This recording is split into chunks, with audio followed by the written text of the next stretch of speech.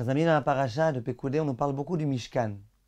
Et Chachamim raconte qu'un jour, dans la ville de Vilna, il y avait dans une synagogue l'un des Gabaïm, donc l'un des responsables de la synagogue, qui a pris une décision.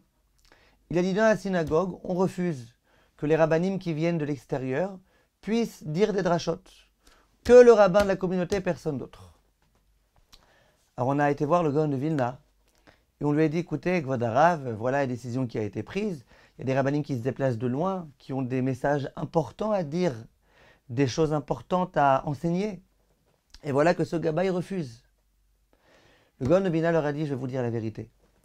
On nous parle du Mishkan. Pourquoi le nom du Mishkan s'appelait Mishkan? Parce que les lettres Mishkan, ça constitue le mot Shrina. Shrina, c'est là où la providence divine se trouve. Pourquoi il s'appelle le Mishkan? Parce qu'il y a la présence divine qui se trouve là-bas. Sinon, ce ne serait pas appelé Mishkan. Il y a un Bet HaMidrash. Pourquoi ça s'appelle Bet HaMidrash? Bet HaMidrash, ça vient du terme dracha. C'est un endroit dans lequel on doit dire des drachot. Alors si jamais quand il y a des rabbinim qui viennent de l'extérieur, on ne les laisse pas dire des drachot. Alors ne dites pas que cet endroit s'appelle un Bet HaMidrash. Or, vous avez décidé que ce soit un Bet HaMidrash.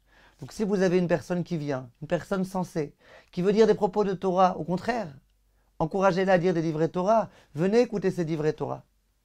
Et je sais que malheureusement, il y a des endroits dans lesquels on veut vraiment rester complètement imperméable. On veut que ce soit toujours le même rabbin, toujours les mêmes drachot.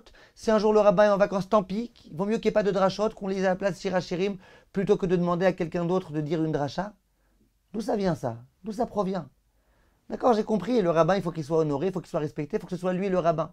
C'est pas parce que c'est lui le rabbin qu'on ne peut pas demander à quelqu'un d'autre de dire une dracha. Quelqu'un qui sait bien parler, quelqu'un qui a une ashkafa qui est droite, quelqu'un qui ne va pas dire des bêtises, laissez-le parler. Un Bet HaMidrash, c'est un endroit dans lequel on dit des drachot. Alors d'accord, le rabbin, c'est lui qui est préposé à dire des livrets Torah. Quand il est là, c'est lui qui dit, si un jour il est malade, quoi, non, faut pas.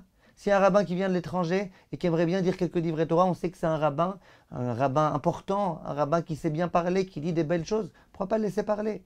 D'où ça provient cette tsaroutaïn là? Je ne sais même pas comment traduire ce mot de tsaroutaïn, cette petitesse d'esprit qui consiste à dire non, non, ici c'est moi le rabbin et personne d'autre. Essayons, Bezrat Hashem, mes chers amis, de comprendre que la Torah, c'est le monopole de personne. La Torah, plus il y a de Torah, mieux c'est. Plus il y a de rabbanim, mieux c'est. Plus il y aura de drachot qui seront dits dans un Bet HaMidrash, mieux c'est. Kol tov, mes chers amis, à bientôt.